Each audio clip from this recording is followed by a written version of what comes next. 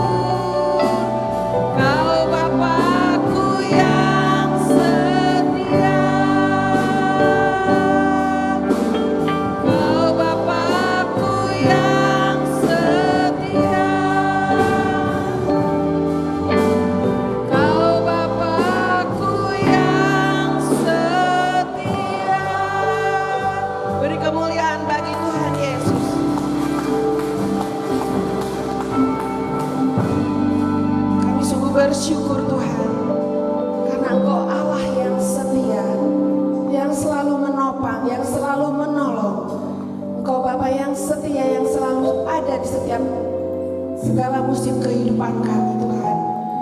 Bapa, saat ini kami menaikkan pujian penyembahan kami, karena kami rindu membalas kasih-Mu Tuhan, yang sudah begitu besar di dalam hidup kami Tuhan. Kau sudah memberkati kami dengan segala rupa-rupa kebaikan Tuhan. Karena itu Tuhan, pagi ini kami mau siapkan hati kami, pikiran kami, keberadaan kami tertuju hanya untuk memuji dan membesarkan nama Engkau. Karena kami percaya Engkau hadir di tempat ini Tuhan. Engkau memberkati setiap kami yang ada di sini Tuhan, sehingga kami boleh pulang membawa berkat yang daripada Engkau, sukacita yang daripada Engkau Tuhan, semangat yang daripada Engkau Tuhan. Kami percaya damai sejahtera-Mu melingkupi setiap kami. Saat ini kami mau siap untuk memuji dan membesarkan nama Engkau. Di dalam nama Tuhan Yesus kami sudah berdoa dan mengucap syukur. Amin. Masih tetap berdiri, kita mau bersuka cita pagi ini, kita naikkan.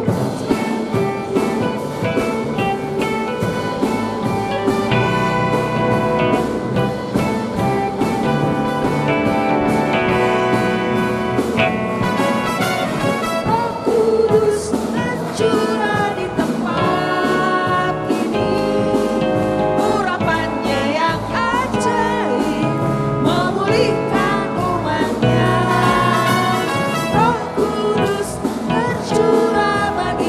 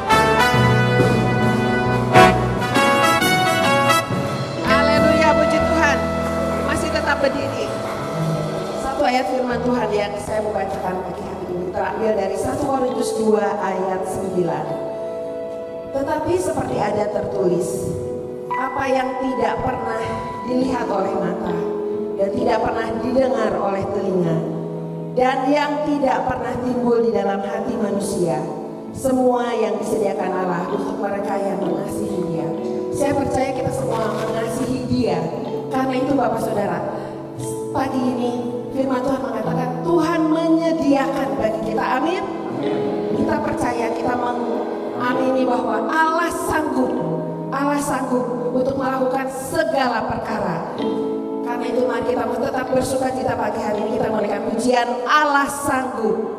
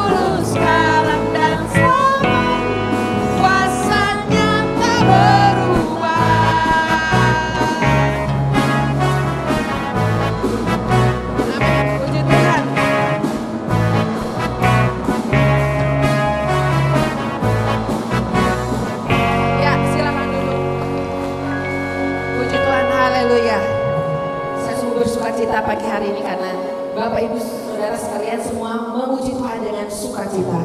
Mari kita bersama-sama siapkan hati kita untuk mendengarkan firman Tuhan. Kita mulaikan pujian karya terbesar. Kita mau mengingat kasih Tuhan Yesus. Yesus yang sudah mau mati di kayu salib buat menebus segala dosa kita. Saat ini mari kita bersama-sama memfokuskan diri kita, hati kita, pikiran kita tertuju hanya pada Yesus. Yesus yang sudah begitu baik, yang sudah rela berkorban buat kita. Haleluya Yesus.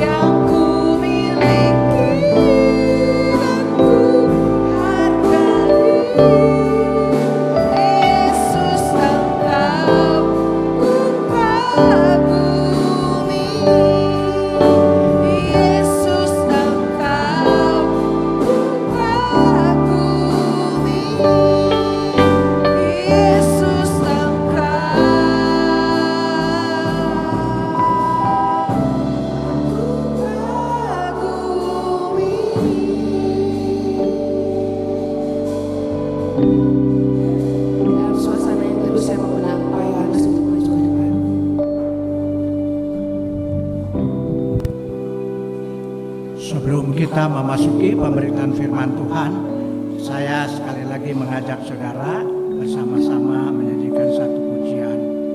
Aku siap. Saudara harus siap menerima apapun yang Tuhan berikan kepada kita pada pagi ini melalui pemberitaan firman.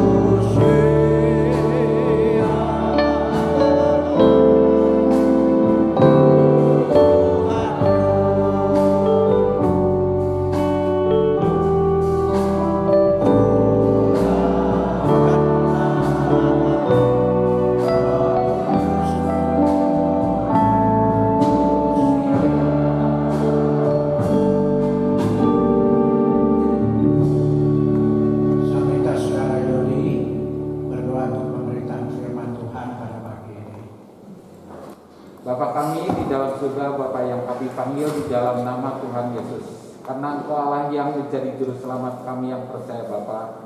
Kembali pada pertengahan ibadah ini Tuhan, datang ke hadirat-Mu Bapa.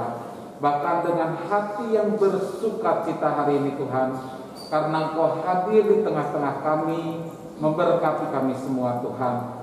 Biarlah setiap pujian, penyembahan yang dari kami ini Tuhan, menjadi satu dupa yang harum bagi Engkau Bapa. Terima kasih untuk berkat hari ini Tuhan. Kau memberikan kesempatan untuk kami mengalami hal yang dahsyat hari ini dalam firman Tuhan yang akan kami terima saat ini Tuhan. Dan biarlah Bapak Gembala Sidang juga Tuhan Kau urapi dengan kuasa Roh Kudus, hikmat, akal budi, bahkan marifat yang daripada Engkau Bapa menyertainya Tuhan. Dan biarlah firman yang disampaikan itu adalah menjadi berkat bagi kami Tuhan, bahkan menjadi jawaban bagi setiap orang yang berdoa, memohon setiap apapun juga Tuhan melalui firman ini menjadi jawaban bagi kami Bapa. Terima kasih Tuhan, Kau ruangan ini dengan kuasa Roh Kudus, biar Kau curahkan atas kami semuanya Tuhan. Di dalam nama Tuhan Yesus kami telah berdoa mengucap syukur. Amin. Amin. Mari kita bersama-sama akan membaca beberapa ayat daripada firman Tuhan. Yang pertama Matius 11 ayat 25 sampai dengan 30. Kemudian Keluaran pasal 19 ayat 20. Kemudian Matius 18 ayat 21. Matius 11 ayat 25 sampai dengan 30. Ajakan juru selamat. Pada waktu itu berkatalah Yesus, Aku bersyukur kepadamu Bapa, Tuhan langit dan bumi, karena semuanya itu Engkau sembunyikan bagi orang bijak dan orang pandai, tetapi Engkau nyatakan kepada orang kecil. Ya Bapa, itulah yang berkenan kepadamu. Semua telah diserahkan kepadaku oleh Bapakku, dan tidak seorang pun mengenal anak selain Bapa, dan tidak seorang pun mengenal Bapa selain anak, dan orang yang kepadanya anak itu berkenan menyatakannya. Marilah kepadaku semua yang letih lesu dan berbeban berat, aku akan memberikan kelegaan kepadamu.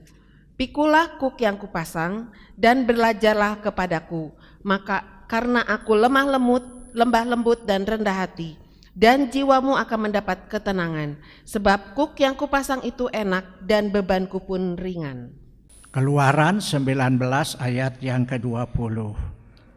Keluaran 19 ayat 20. Lalu turunlah Tuhan ke atas gunung Sinai, ke atas puncak gunung itu.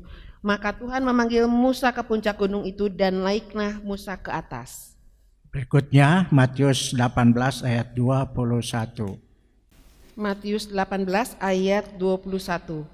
Kemudian datanglah Petrus dan berkata kepada Yesus, Tuhan, sampai berapa kali aku harus mengampuni saudaraku jika ia berbuat dosa terhadap aku? Sampai 7 kali? Amin. Sampai di sini dulu pembacaan firman Tuhan. Saudara, pagi ini dalam kesempatan yang indah kita bersama-sama akan belajar firman Tuhan dengan satu tema, penolong yang ajaib. Saudara-saudara, apabila saudara berada di rumah di dalam keadaan suasana yang tenang, terlebih mendekati saudara beristirahat, coba bayangkan kebenaran-kebenaran firman Allah. Sehingga masuk dalam pikiran kita, tidak ada gangguan. Saudara setelah membayangkan bagaimana indahnya firman Allah ini dan janji-janji adalah, bandingkan dengan apa yang ada di dalam dunia ini yang pernah diciptakan oleh manusia. Saudara, saat kita merenungkan firman Allah ini, mungkin saat saudara akan istirahat dengan suasana yang tenang, saudara membandingkan semua itu, saudara akan melihat luar biasa di sini. Penolong yang Tuhan janjikan kepada kita, ini yang paling indah, yang harus kita terima dan kemudian menjadi satu pegangan di dalam iman kita. Ya, satu pegangan dalam iman kita supaya kita tidak berubah. Hanya satu penolong kita yang ajaib, yaitu di dalam diri Tuhan Yesus Kristus. Teruskan, hidup adalah suatu pergumulan. Pergumulan untuk apa? Untuk memperoleh yang diperlukan oleh manusia. Manusia berjuang dengan sungguh-sungguh dan dengan perjuangan ini tidak mudah. Manusia berjuang untuk kebutuhan hidupnya sehari-hari, baik jasmani dan rohani, dengan sungguh-sungguh. Tapi perjuangan ini tidak mudah. Kenapa tidak mudah? Satu, melelahkan. Saudara merasa lelah enggak? Kita melihat kadang-kadang ada orang begitu letih lelah dalam hidupnya, kemudian mengganggu kehidupan secara lahiriah. Selama saya melayani pekerjaan Tuhan, saya sudah bertemu dengan orang-orang yang sengaja dipertemukan oleh Tuhan dengan saya. Ya. Di Bogor, ketika saya ada di Bogor, ada seorang bapak umurnya 74 tahun, usia saya 30 tahun. Istrinya datang setia beribadat kepada Tuhan, suaminya tidak pernah beribadat kepada Tuhan. Dan saya tidak tahu keadaan rumah tangga ini seperti apa, sebab saya baru datang di sana. Dalam usia hampir 30 tahun saya melayani di sana. Tetapi satu hari ketika saya datang mengunjungi ibu yang usianya sudah 70 tahun ini, ya, berbincang dengan dia, memberitakan firman Allah dan kemudian berdoa. Satu saat yang lain suaminya duduk mendampingi istrinya. Dan dia duduk diam, tidak memberikan komentar. Baru saya mengetahui pada hari Minggu, Gembala sidang berkata kepada saya begini, San, si tante yang Yai kemarin kunjungi, dia datang ke rumah. Dia bercerita, suami saya datang duduk mendampingi saya mendengar cerita atau firman Tuhan yang disampaikan oleh Bro Teksan ini, dan dia duduk di sana sampai selesai. Ketika Bro Teksan pulang, dia berkata, senang ya dengar cerita anak muda yang pakai kacamata ini. Saya baru bertemu dengan suaminya, jadi bedanya 44 tahun. Kata Gembala sidang, San, mumpung hatinya terbuka sama ayah, kunjungi lagi, bimbing dia. Saya memang rencana seperti itu. Dia tidak pernah mau orang datang ke rumahnya bertemu dengan dia, khususnya orang-orang Kristen, dimusuhi setengah mati. Ada orang seperti ini. Dan anehnya di kota Bandung sama bertemu dengan orang seperti ini. Ya, kata gembala sidang, kunjungi. Iya, oke, memang saya berusaha untuk menangani masalah yang dihadapi ini. Ya, satu kali saya datang kembali, dia duduk di sana. Dan dia menceritakan apa yang terjadi dalam hidupnya, yang tidak mau orang mengetahui. Kehidupannya yang kotor, dia katakan kepada saya. Kata saya, itu semuanya anugerah daripada Tuhan. Dan saya kemudian membimbing dia. Dan puji Tuhan, dia berhasil diselamatkan oleh Tuhan. Itu penolong kita yang indah. Tidak peduli seperti apa manusianya, tapi Tuhan yang indah ini menolong dia. Rumah tangganya tetap terpelihara dengan sebaik-baiknya. Saya bersyukur, berterima kasih. Saudara-saudara, kita melihat di sini, hidup ini adalah satu perjuangan. Perjuangan untuk memperoleh apa yang dibutuhkan, baik secara jasmani maupun rohani. Dan ini perjuangan ini bukan satu hal yang mudah, ya. Perjuangan ini butuh, ya, tidak mudah, ya. Kenapa, saudara-saudara? Melelahkan, menderita, kecewa dan putus asa. Sudah pernah kecewa, putus asa? Ada banyak yang saya lihat di dalam kehidupan orang-orang yang namanya Kristen. Karena kekecewaannya, dia tidak mau lagi datang kepada Tuhan, firman Tuhan. Kemudian ketika manusia mengalami kekecewaan, karena usahanya yang tidak berhasil, kecewa, manusia ingin berhenti dari kelelahannya. Manusia berjuang dengan cara-cara yang baru, sesuai dengan keinginannya, dengan cara yang tidak benar dan tidak sesuai dengan firman Allah.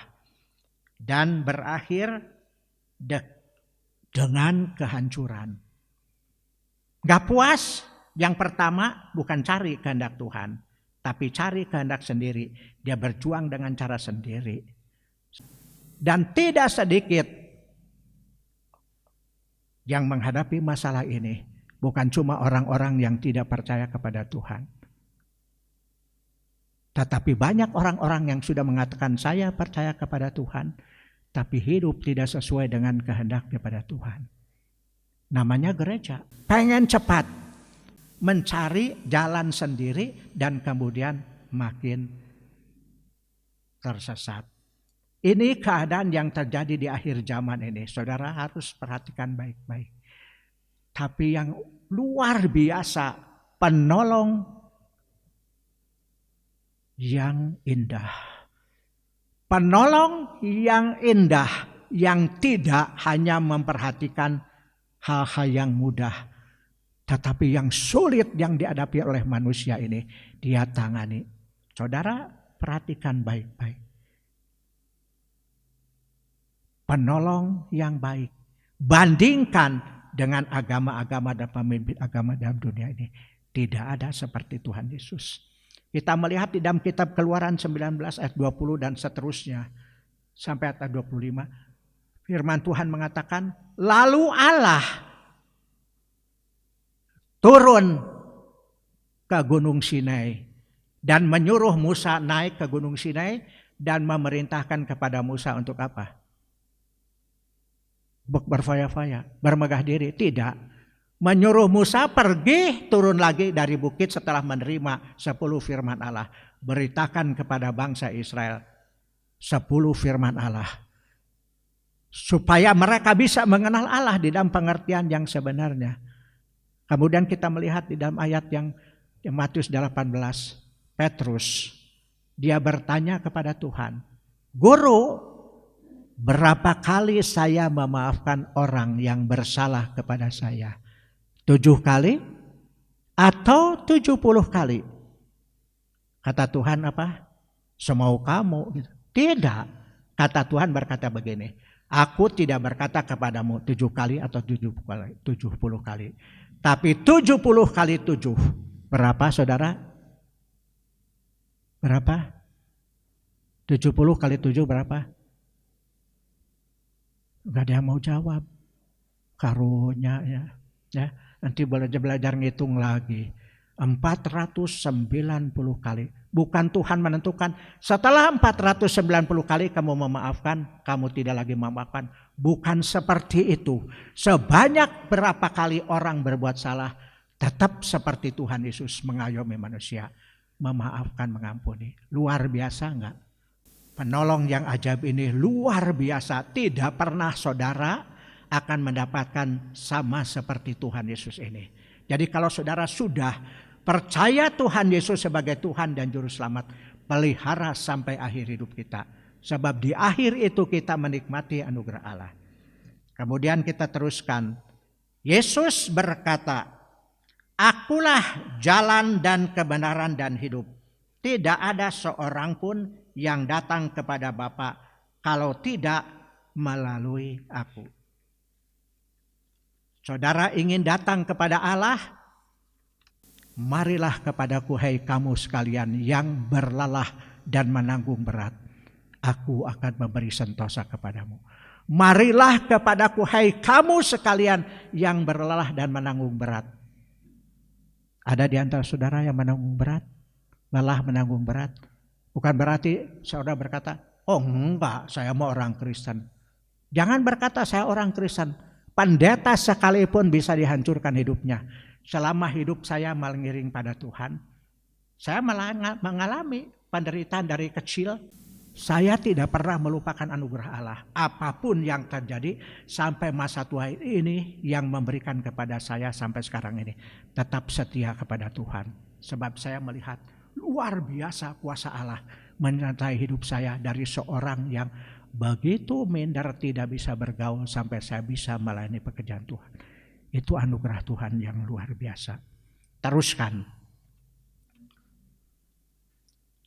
Orang-orang pandai tidak mengenal Allah. Orang pandai mempunyai gelar dan sebagainya. Jangan berbangga diri. Semua itu berasal daripada Tuhan. Tapi banyak orang pandai yang tidak mengenal Allah dan kemudian juga tidak mau peduli. Yesus mengenal Bapa, yaitu Allah. Bapa mengenal aku, yaitu Yesus. Bapa dan aku satu adanya. Satu kesatuan yang utuh dan kekal. Bapa dan aku satu adanya. Yesus dan Bapa satu adanya. Ya. Teruskan. Bapa menyerahkan tugasnya kepadaku. Dengar baik-baik. Allah Bapa menyerahkan tugas untuk mengayomi manusia yang di dalam kehancuran dan dosa ini. Kepada siapa? Bukan kepada nabi-nabi yang ditulis di dalam sejarah. Bukan. Tapi kepada Yesus. Ini sudah dinubuatkan sejak Adam dan Hawa belum diusir dari Taman Eden. Karena berdosa. Ya. Menyerahkan tugasnya kepadaku, yaitu Yesus. Mengayomi manusia yang berdosa dari kehancuran. Yohanes 3 ayat 16. Terkenal ayat ini. Tolong bacakan sekali lagi supaya yang belum ingat pada ingat. Yohanes 3 ayat 16. Karena begitu besar kasih Allah akan dunia ini, sehingga ia telah mengaruniakan anaknya yang tunggal, supaya setiap orang yang percaya kepadanya tidak binasa, melainkan beroleh hidup yang kekal. Karena demikian Allah mengasihi isi dunia ini. Isi dunia yang pernah diciptakan Allah. Khususnya manusia yang mempunyai kekekalan dalam hidupnya. Dia sangat mengasihi walaupun manusia sudah ingkar daripada Tuhan. Menjadi orang berdosa. Tapi Allah tidak pernah melupakan. Ya. Yesus kemudian berkata. Yesus berseru memanggil manusia. Marilah kepadaku semua yang letih dan lelah. Yang berbeban berat, aku akan memberi kelegaan atau sentosa kepadamu. Matius 11 ayat 28. Marilah kepadaku hai kamu sekalian yang berlelah dan menanggung berat. Aku akan memberi sentosa kepadamu. Siapa menanggung berat? Manusia. Termasuk diri kita. Kalau bukan karena anugerah Allah, kita tidak bisa mengenal Tuhan. Sebab khususnya waktu itu, juru selamat itu untuk bangsa Israel. Tapi bangsa Israel menolak dengan tegas. Khususnya orang-orang Farisi dan ahli Taurat, mereka seringkali menyakiti orang-orang Israel sendiri. Karena mereka mengikut Yesus. Lebih baik mereka datang duduk bersama dengan Tuhan Yesus. Ya. Jadi Tuhan Yesus memanggil orang-orang berdosa supaya mereka bisa diselamatkan. Tidak ada yang tidak berdosa dalam dunia ini. Semua berdosa. Dan dia sangat mengasihi. Sekali lagi. Bapa menyerahkan tugasnya kepadaku, Yesus, mengayomi manusia yang berdosa dan kehancuran, mengalami kehancuran. Yesus berseru memanggil, marilah kepadaku hai kamu sekalian yang berlelah dan menanggung berat. Kita berlelah menanggung berat. Orang Yahudi menista Tuhan Yesus. Tapi aneh, bangsa Yahudi itu selain ahli Taurat dan orang-orang Farisi, mereka duduk bersama-sama dengan Tuhan Yesus sampai sepanjang hari. Di dalam khotbah di bukit, Yesus dikerumuni 5.000 orang. Dari pagi sampai sore. Tidak bawa makanan, mereka tidak pemakan. Ya, apa Yesus banyak duit, ngumpulin duit? Gak apa-apa, mereka dikasih duit gitu banyak, suruh beli makanan. Ya di bukit itu di mana ada jual makanan?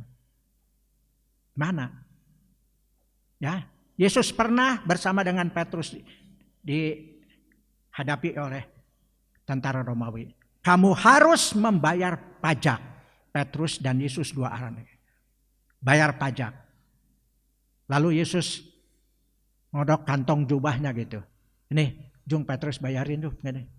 Tidak, Yesus bukan orang yang mendambakan materi. Dia tidak pernah menyimpan uang di dalam dirinya. Tapi bagaimana caranya? Dia berkata kepada Petrus, pergi kamu memancing ikan di sungai. Dan ikan yang pertama kamu tangkap, buka mulutnya. Dan di sana ada sekeping uang logam. Persis untuk membayar pajak kamu dan aku. Itu karya daripada Tuhan. Luar biasa. Tapi Tuhan berkata, waktu mereka mau pulang sore. Bayangkan dari pagi sampai sore gak makan. Lapar gak? Ya. Muridnya berkata, guru, ada seorang anak muda, anak remaja. Dia membawa berapa roti? Ada pujiannya.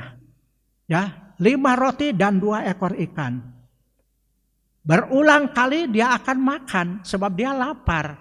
Itu bakal yang diberikan oleh ibunya. Tapi yang luar biasa tidak mau memakan sendirian. Karena yang lain tidak ada yang bawa makanan, cuma dia. Jadi kalau dia buka tasnya, dia mau keluarkan ini, dia lihat kanan kiri, tidak ada yang makan, dia diam. Dan yang melihat muridnya dan berkata kepada Yesus, di sini ada anak remaja bawa 5 roti dan 2 ikan goreng. Dari mana bisa tahu? Ya karena anak itu berulang kali keluarkan makanan, jadi ini murid Tuhan berdiri di situ. Dan dia melihat perilaku anak ini. Kata Tuhan Yesus, gimana? Oh, nggak ada gunanya 5 ketur roti dan 2 ekor ikan. Tidak seperti itu. Penolong kita adalah penolong yang ajaib. Dia berkata, bawa roti ini kepadaku. Muridnya meminta kepada anaknya, dikasih enggak? Murid ini, ya anak ini tidak berkata, oh nggak bisa, saya belum makan kok. Ya, cari saja. Kata firman Tuhan, kalau kita dengan uang sekian ini, ya muridnya berkata, membeli roti, bisa enggak? Di tempat seperti itu tidak ada pabrik roti. Kalaupun ada, tidak mungkin dalam waktu singkat menyediakan roti untuk 5.000-an orang. Laki-laki saja, belum perempuan dan anak-anak. Tapi Tuhan berkata, bawa ke sini. Diberikan. dan Tuhan memberkati. Ya, roti dan ikan, 2 ekor ikan goreng ini diberkati oleh Tuhan dan kemudian dibagikan sedikit-sedikit berulang-ulang kali. Dan waktu sudah itu Tuhan berkata, jangan buang sisanya. Kumpulkan semua. Jadi sudah makan kenyang masih memegang potongan roti dan ikan. Jangan dibuang, kumpulkan dalam keranjang. Berapa jumlahnya? Ada nyanyiannya di sekolah minggu. 5 roti dan 2 ikan. Tuhan Yesus yang memberkati. Yang makan 5.000 orang. Sisa berapa? 12 keranjang. Luar biasa. Itu penolong kita. Dan Tuhan berkata, marilah kamu yang berlelah dan menanggung berat. Aku akan memberi sentosa. Kita tidak tahu setiap kekurangan kelemahan kita, tapi Allah mengetahui, menolong. Saya merasakan dari kecil bagaimana Tuhan memelihara hidup saya sampai masa tua ini. Dan terakhir, satu pertanyaan. Lalu apa yang harus dilakukan oleh manusia?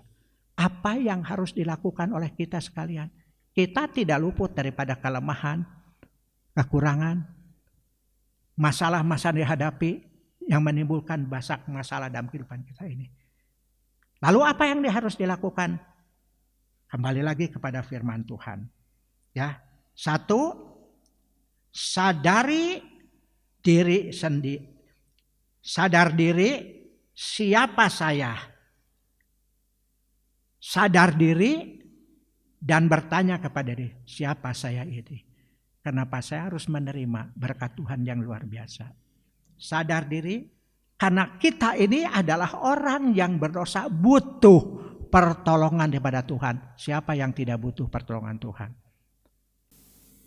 Menerima panggilan Tuhan dan bertobat dengan sungguh-sungguh. 2 Korintus 5 ayat 17.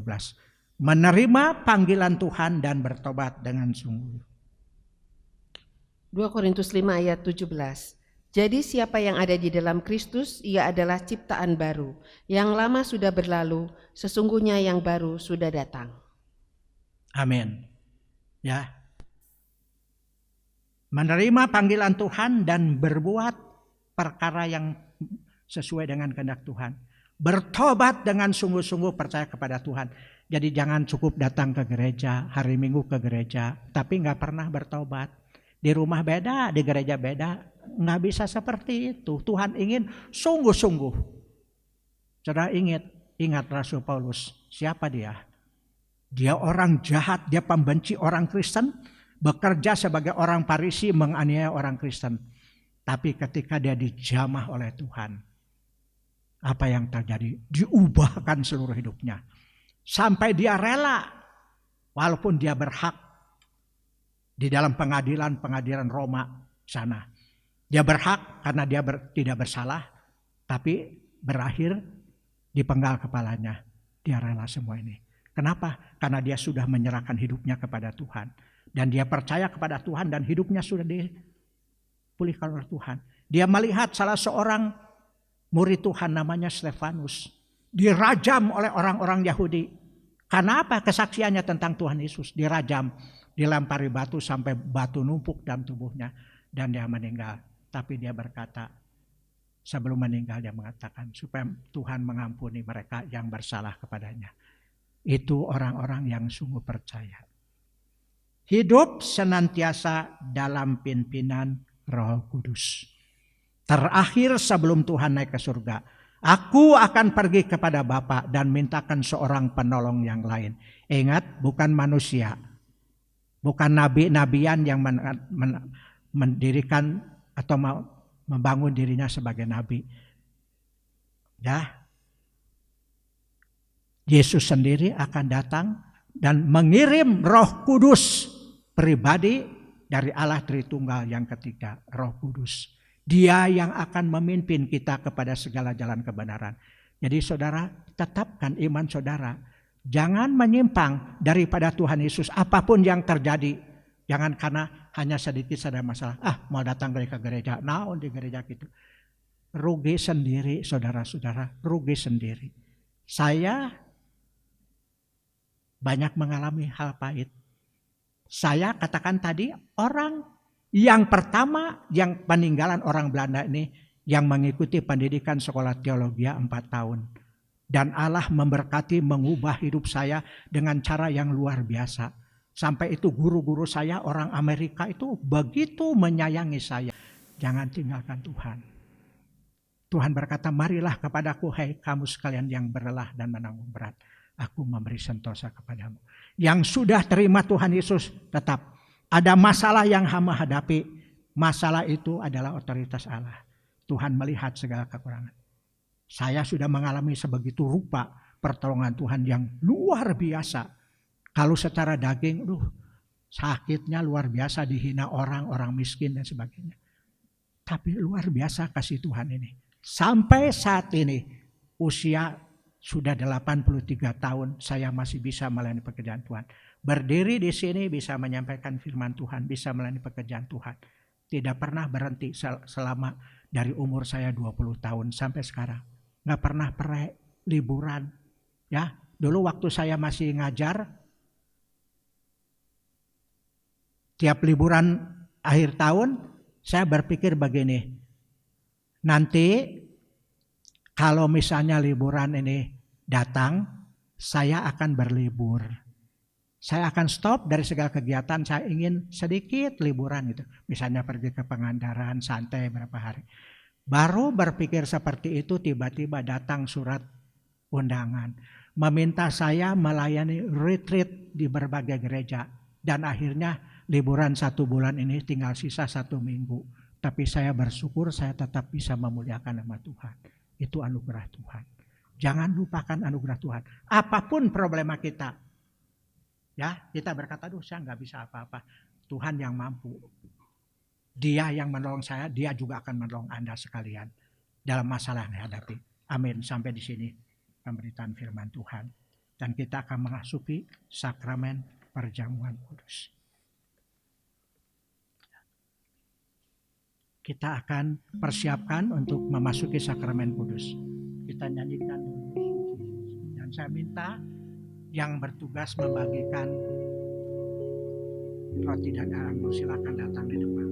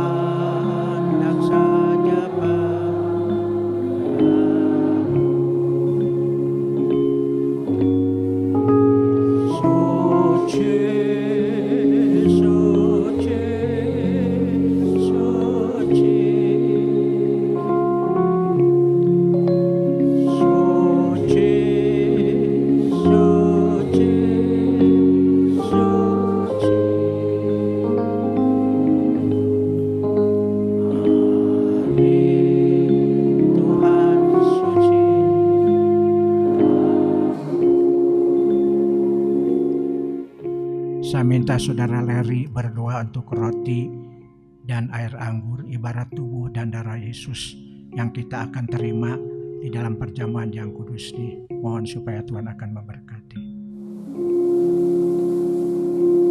Bersama-sama dengan seluruh jemaat yang hadir pada pagi hari ini, kami naikkan ucapan syukur kami atas hari yang Kau jadikan bagi kami, di mana pada hari ini kami boleh memuji-muji Tuhan, mendengarkan sebagian kebenaran firman Tuhan, dan biarlah Tuhan firman yang telah disampaikan ini menjadi rema dalam kehidupan kami boleh menjadi pelaku-pelaku firman.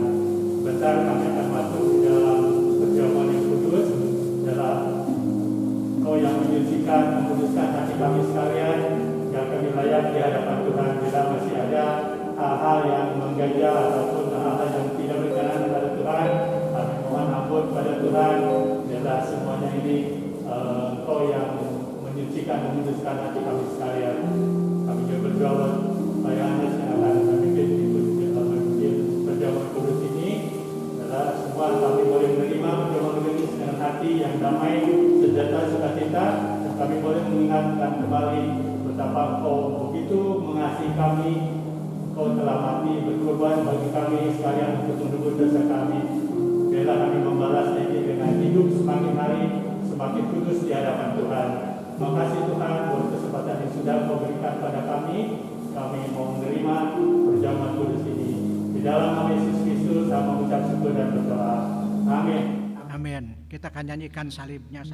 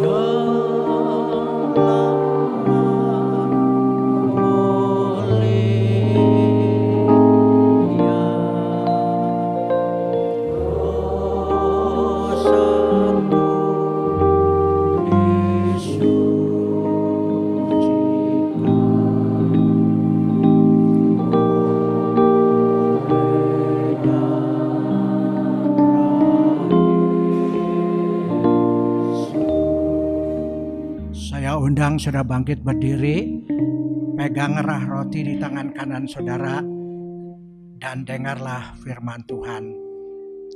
Ketika mereka sedang makan, Yesus mengambil roti, memecah-mecahkannya dan memberikan kepada murid-muridnya. Makanlah, inilah tubuhku. Silakan saudara makan roti ibarat tubuh Yesus dalam nama Yesus Kristus. Kemudian Yesus mengambil cawan, mengucapkan syukur kepada Allah, dan berkata kepada mereka, inilah darahku yang diberikan kepada banyak orang untuk pengampunan dosa. Silakan saudara minum air anggur ibarat darah Yesus dalam nama Yesus.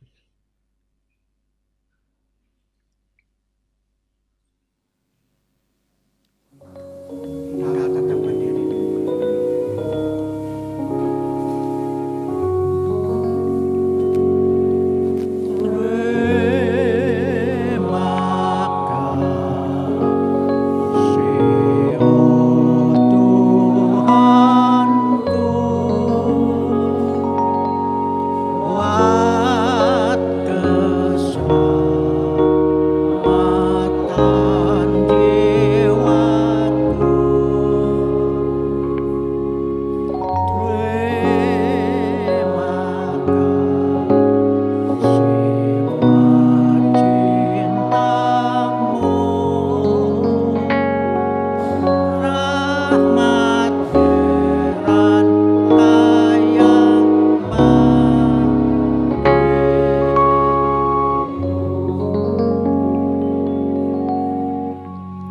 Bapa kami yang ada di dalam surga, Bapa yang hamba-Mu sembah dalam nama Tuhan Yesus Kristus, Tuhan dan Juru Selamat kami yang hidup. Dengan penuh kerendahan hati kembali kami datang menghampiri hadirat Tuhan yang Maha Suci pada akhir ibadah kami pagi ini.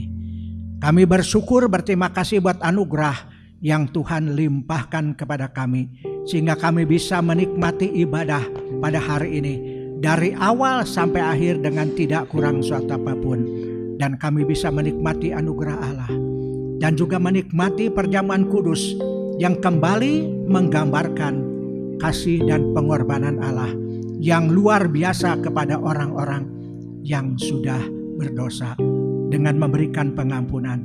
Terima kasih ya Tuhan.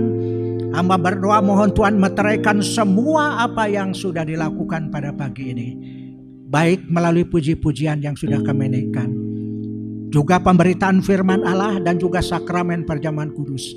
Biarlah semuanya bisa mendatangkan kemuliaan kebesaran bagi nama Tuhan dan membawa kami lebih dekat, lebih mengasihi Tuhan dan lebih sungguh-sungguh berserah kepada Tuhan. Kami serahkan seluruh jemaat yang ada di gereja Bethesda, yang Tuhan sudah kirim, Tuhan sudah percayakan, mulai dari anak-anak sekolah minggu, remaja, kaum muda, jemaat dewasa dalam kebaktian umum, dan jemaat yang sudah dalam usia lanjut. Seluruh pengerja-pengerja-Mu Tuhan, majelis gereja, pengurus komisi, pembina remaja kaum muda, pelayan-pelayan Injil-Mu ya Tuhan, koordinator yang ditempatkan di Taman Kopo, Tuhan akan memberkati supaya kami tetap terpelihara di masa zaman yang penuh dengan kegelapan ini, tetap bersandar berharap kepada Tuhan, tetap berada dalam pimpinan pemeliharaan Tuhan. Terima kasih ya Tuhan, berkati setiap anak-anak-Mu dan hamba-Mu yang sudah melaksanakan kegiatan pelayanan ibadah ini. Biarlah semua yang kami lakukan sungguh-sungguh bisa mendatangkan kemuliaan, kebesaran bagi nama Tuhan. Dan sebentar kami akan pulang ya Tuhan setelah usai melaksanakan kegiatan ibadah raya. Kami menyerahkan seluruh jemaat kami saat mereka keluar dari tempat ibadah ini dan pulang ke rumah mereka masing-masing. Pimpin, pelihara, lindungi dalam perjalanan, bungkus dengan kuasa darah Tuhan yang suci dan Maha Kudus, pagari dengan malaikat Tuhan. Biarlah mereka sampai di rumah dengan selamat. Dan apabila ada di antara jemaat kami seusai ibadah ini, mereka harus bekerja mencari nafkah, Tuhan bukakan jalan, Tuhan berkati, dan Tuhan mencukupkan apa yang menjadi kebutuhan hidup mereka, terlebih untuk masalah yang rohani. Terima kasih buat berkat-Mu ya Tuhan berikan pada kami. Sekarang saudara-saudara, pulanglah dengan sejahtera. Moga kiranya rahmat Tuhan Yesus Kristus, cinta Allah Bapa dan persekutuan Roh Kudus menyertai kami sekalian mulai saat ini sampai Maranatha, Tuhan Yesus datang kembali di atas awan-awan yang permai. Bapa, terima kasih.